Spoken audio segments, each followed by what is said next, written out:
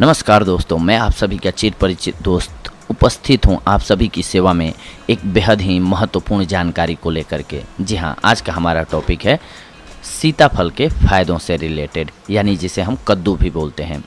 कद्दू का फल आकार में बड़ा होता है और यह 6 महीने तक खराब नहीं होता है। अतः 6 महीनों तक इसका उपयोग आप सब्जी या अन्य रूपों में इसका कर सकते हैं। भारत में इसकी खेती की जाती है, परंतु रूस में इसकी खेती सबसे अधिक होती है। कद्दू की बेल यानी कि लता होती है। इसका फूल पीला और फल पहले हरा और पकने के बाद हल्का लाल पीला हो जाता है। कद्दू में विटामिन सी अधिक होता है। पेशाब में वीर्य आना और मूत्रकृच्छ यानी कि पेशाब करने में कष्ट होना रोग में इसका प्रयोग लाभकारी होता है। यह प्रमेह, पथरी एवं पित्त को खत्म करने वाला होता है। खाने में पके हुए फल का ही प्रयोग करना चाहिए और रस निकालते समय इसके बीजों का भी प्रयोग करना चाहिए। आइए सबसे पहले हम इसके विभिन्न नामों को जान लेते हैं कि अलग अलग लैंग्वेजेस में हम क्या बोलते हैं कद्दू को, क्योंकि हो सकता है बहुत लोग न जानते हों इसका नाम। हिंदी में इसे हम लाल कद्दू, कुम्हाड़ा, सीताफल, मीठा कद्दू, लौका, काशीफल और संस्कृत में पित्तकुष्मांड, बृहत फल ग्राम्य, गुड़योग फल, मराठी में कोहला, लाल भोपाला, तांबड़ा भोपल, गुजराती में पिलू, कोहलू, बंगाली में सफरुई कुमरा, अंग्रेजी में ग्रेट पंपकिन, लैटिन में कुकरबीटा मैक्सिमा, बेनिन के हिस्पिडा। आइए अब महत्वपूर्ण है कि हम इसके गुणों के बारे में जानते हैं। कद्दू भारी होता है और पौष्टिक होता है। यह पित्त उत्पन्न करने वाला, पाचन शक्ति को बढ़ाने वाला, वात यानी कि गैस पैदा करने वाला, पेशाब को बढ़ाने वाला एवं प्यास को दूर करने वाला होता है। पित्त के रोगी को इसका सेवन अनार या खट्टे अंगूर के साथ करना चाहिए। पका कद्दू का सेवन करने से खांसी दूर होता है। कच्चा कद्दू अमाशय के लिए अधिक लाभकारी होता है। कद्दू का सेवन वात और कफ के रोगियों के लिए हानिकारक होता है, इसीलिए वात और कफ रोगी को इसका सेवन नहीं करना चाहिए। अब आइए हम जानते हैं इसमें पाए जाने वाले पोषक तत्वों के बारे में।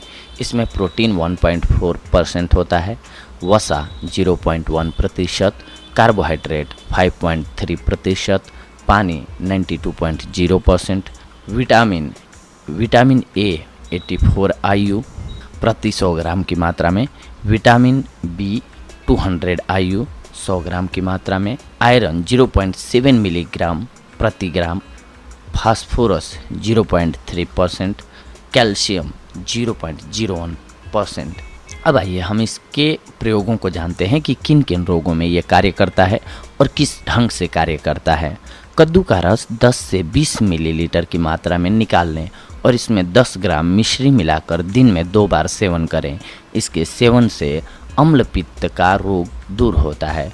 कद्दू का रस सेवन करने से खट्टी डकारें एवं एसिडिटी की परेशानी दूर हो जाती है। इसके अलावा पौरुष ग्रंथियों के लिए कद्दू के बीजों का रस निकालकर प्रयोग करने से पौरुष ग्रंथि के विकार दूर होते हैं। पौरुष ग्रंथि बढ़ जाने पर इसे रोकने के लिए 40 साल से ऊपर के लोगों को इसका प्रयोग रोजाना खाने में करना चाहिए।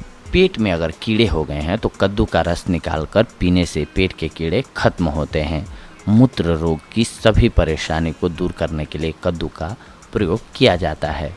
शरीर का सूज जाना, पेशाब में शक्कर आना एवं मूत्राशय में पथरी बनना इत्यादि रोगों को ठीक करने के लिए कद्दू का रस प्रतिदिन सेवन करना चाहिए। लहसुन की मात्रा से 3 गुना कद्दू का बीज मिलाकर पानी में उबाल लें और फिर इस पानी को छानकर कुल्ला करें। इस तरह लहसुन एवं कद्दू के बीज को पानी में गर्म करके प्रतिदिन कुल्ला करने से दांतों का दर्द एवं अन्य परेशानी दूर होती है। कद्दू के बीजों को पीसकर लगाने से घाव के कीड़े खत्म होते हैं। आग से जल जाने पर सफ़ेद कद्दू के पत्तों को पीसकर जले हुए भाग पर लेप करना चाहिए। इससे जलन शांत होती है और जख्म ठीक होते हैं। शरीर की सूजन के लिए कद्दू के लगभग 8 से 10 बीजों को शहद के साथ मिलाकर खाइए, सूजन दूर हो जाएगी। अगर जहर का असर हो रहा हो शरीर में तो भोजन या रासायनिक विष के सामान्य प्रभावों को दूर करने के लिए कद्दू का रस प्रयोग किया जा सकता है। इससे आपका शरीर शुद्ध होता है। अगर हाथ पैरों में जलन हो रही है तो उसमें कद्दू के बीज को पीसकर जलन वाले स्थान पर लगाएं और थोड़ी देर रखकर खारे पानी से धो लें। इससे हाथ पैरों की जलन दूर होती है। पैरों में जलन होने पर पैरों को खारी पानी में डुबा कर रखना चाहिए, इससे भी जलन दूर होती है। तो देखा दोस्तों आप सभी ने, आज हम आप सभी के लिए कुछ एक ऐसी महत्वपूर्ण जानकारियां लाए थे कद्दू फल से रिलेटेड, जिन्हें जान करके आप इसका फ़ायदा उठा सकते हैं इन बीमारियों में, जो कि हमने आप सभी को बताया। तो ऐसे ही अगली कड़ी में हम आप सभी से जुड़ेंगे कुछ एक और बेहद ही महत्वपूर्ण जानकारियों को लेकर के। तब तक के लिए धन्यवाद। नमस्कार दोस्तों।